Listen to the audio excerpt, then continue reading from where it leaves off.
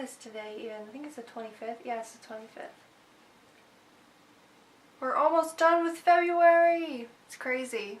I feel like February went by so fast. Hey guys, so today I wanted to come update you guys on how my February has been going and what I've been doing with reading and writing. Not a lot has happened this month. I've mainly been working on cover letters and job hunting, and we've been finishing up getting the last bits of the house ready so that we can bring the cats here. I have never lived in a small town before, so it's been very different. I never used to consider myself to be like from the city, but ever since I moved here, like, I'm from the city. I just am. A bit of a culture shock that I didn't really expect. Because you wouldn't think, because it's within the same country, in the same state that I've always lived in. I used to spend summers out in this area, so I didn't think that it was going to be like this strange experience, but it's been very different, and I've realized just how much of a city person I am and just how much I love the city. My reading this month has been going decently well.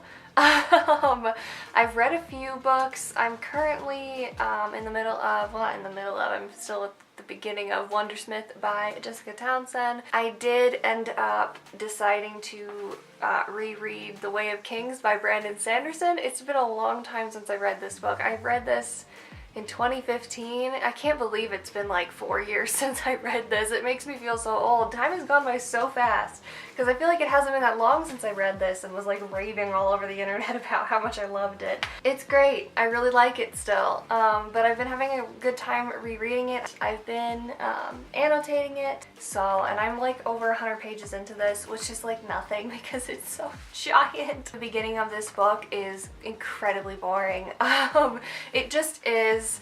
I had a really hard time getting into it the first time I read it, and like I just keep wanting to like skip ahead to different chapters where I know that like I'm gonna like it. Through rereading it, I've realized like kind of the reason why this book was so important to me when I read it. At the time I read it, I also realized just how much this book impacted my writing style around the time when I read it. My writing in 2015, when I had read this book and Words of Radiance, reflects a bit of this book, so you can definitely tell that I had been reading these. My writing definitely is impacted by the books I read, which is kind of why I've been wanting to kind of tailor my reading towards the kind of writing that I'm doing, which was the other reason I picked this up, because I've been starting to work on my timeline. I have been working on the timelines for the actual book lately, like within the past couple days. I feel like I've figured a lot of things out through writing this backstory and working on it, but there's still more things that like I'm not quite sure what exactly I want to do on them. But I have like a general outline going forward. I've been using the hero's journey, which I did talk about in a wrap-up, and I kind of complained about an author using the hero's journey. I feel like I should clarify that I think that the hero's journey is an incredibly powerful and effective tool to use when writing. I think it's really helpful, and I highly recommend picking up a copy of the book by Christopher Vogler, I think is who wrote it. It's really good and really helpful, especially if you're writing like adventure-esque stories. You can apply it to any genre. However, I do feel like it works the best with like middle grade YA, adventure, fantasy, that sort of series, but you can use it with contemporaries as well. It's really helpful, especially if you're struggling with like how to plot your story or how to move your story forward. I definitely recommend checking it out if you can. Yeah, I've still been working on writing out the rough draft of this backstory, and I've come to a lot of conclusions about like why I'm writing it, what I'm gonna do with it when it's done. So I figured a lot of things out. I've been doing a lot of like world building and backstory for other characters this month as well, so I haven't gotten completely done with the rough draft. So I was hoping I was gonna be able to get it done this month, but it's looking like it's probably gonna be next month.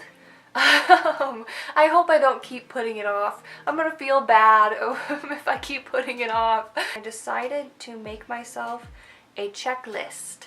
Let me see if you guys can even see that. There we go. So I made a checklist in my notes app, and I just basically wrote down each chapter, and then I've been checking off each chapter as I write it. And I've split up my story into parts. It just helps me to like kind of remember what exactly I'm doing in each part and what I'm trying to accomplish in each part.